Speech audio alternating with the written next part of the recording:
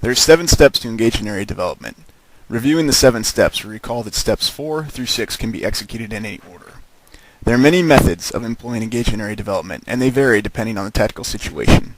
This video will apply a particular tactical situation and depict how engage in area development is employed. Scenario mission. 2nd Platoon, 4th Company, Unity Battalion, Federal Police conducts an area defense to secure polling site number 234, located at grid Mike Charlie 9302-3457 at 13-0700 May 2010 to enable democratic provincial elections to occur. Here, the Nomad MIT team, the MIT team that supports 2nd Platoon, 4th Company, Unity Battalion, is moving to polling site 234 to execute link-up with the platoon and begin the process of engagement area development.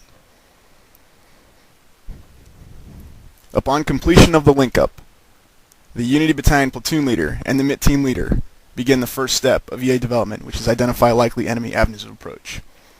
This will determine where the following steps of EA development will be focused upon. Here, the platoon leader and the MIT team leader execute their initial site reconnaissance of polling site 234 and determine the various avenues of approach. Determining enemy avenues of approach is far more complicated in the urban environment because there is 3 dimensions to consider instead of the 2-dimensional battlefield. Supersurface, intrasurface, subsurface avenues of approach have to be considered in addition to the primary roads and areas where individuals can walk up to the polling site. For the purpose of depiction in this video, the engagement area development will focus on the north-south road that leads directly to the polling site. Upon completion of identifying enemy avenues of approach, the next step is to determine the enemy scheme of maneuver. The platoon leader and the MIT team leader determine various ways and courses of action that the enemy will use to attack the polling site. In course of action 1, the enemy is known to employ VBIEDs. This will disrupt polling and create a successful catastrophic attack.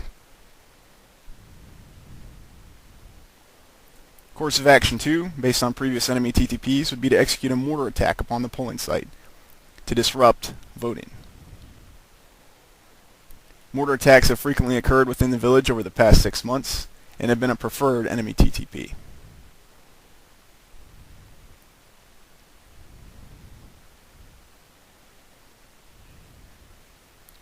The third course of action, and most dangerous course of action, would be the employment of an S-vest. Here an individual runs up to the line at the polling site and detonates his S-vest. The next step is to determine where to kill the enemy. Based on the enemy's scheme of maneuver and identifying likely enemy avenues of approach, the platoon leader and the MIT team leader determine where to begin construction of their engagement area. They emplace TRPs to cover that engagement area, and a maximum engagement line and a final protective line. This outlines the primary engagement area that they establish, based on the avenue of approach and the enemy scheme of maneuver. Here, they've named it Engagement Area Mosin. The next step is to plan and integrate obstacles, remembering that there are tactical and protective obstacles. Here, moving through the engagement area from north to south, we see that concertina wire has been in place across the road, achieving the obstacle effect of disruption as a tactical obstacle. It'll prevent a vehicle from quickly approaching the site and allow the weapon systems to engage it when it's in the engagement area.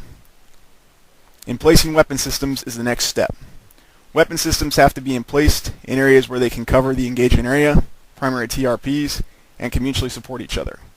Here, the Federal Police Platoon have employed 2 PKM machine guns to cover the engagement area.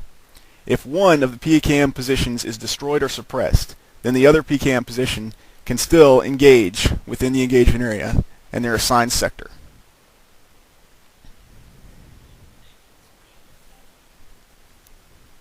We see that the second sign is the maximum engagement line. Plan and integrate indirect fires is the next step. The Unity Battalion platoon leader recognizes that mortar attacks have been used frequently in the past and receives a template from his MIT team counterpart. These red spots depict where previous mortar attacks have occurred against the village.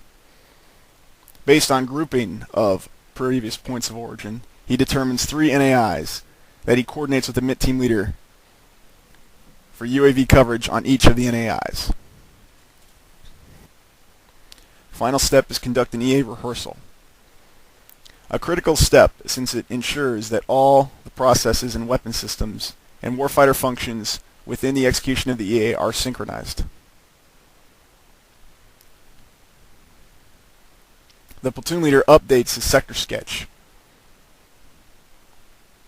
and then finally drives the engagement area himself within his vehicle. Here he confirms that the obstacles will meet the obstacle group intent, that the weapon systems can clearly see him within the engagement area, and that they can cover their sectors of fire.